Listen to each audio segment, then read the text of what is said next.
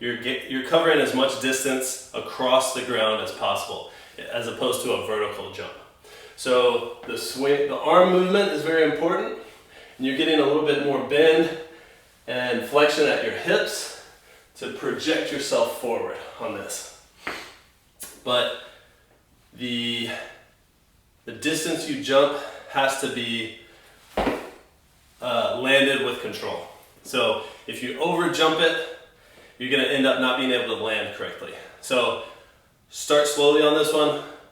Jump a conservative distance before really going for it.